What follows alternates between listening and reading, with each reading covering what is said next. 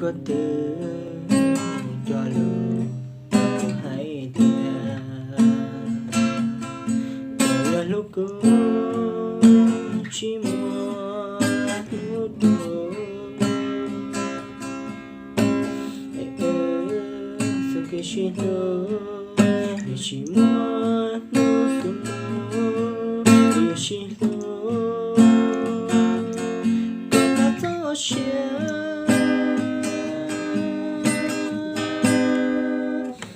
tao cứ bao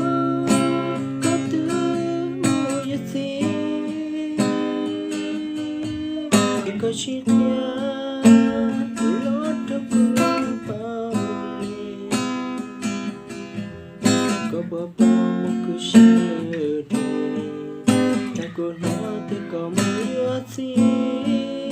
chỉ tao đi để ta có ta đi nói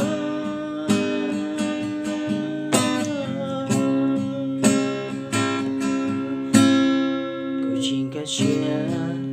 có một gió lùa nhà tiếng có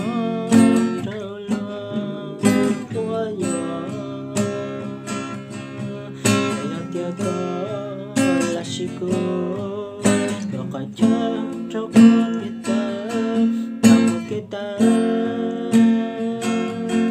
chỉ có gió cô bao có thứ mua gì chẳng có chiếc nhớ thì lót cho cô bao có bao có chờ đợi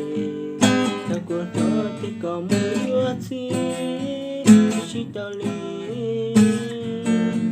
chẳng có yêu ta Lucia, ya duta bali, como yo te lấy kuya wanya, nhớ lần xin đi thăm con, chỉ bao nhiêu như tiêu chí.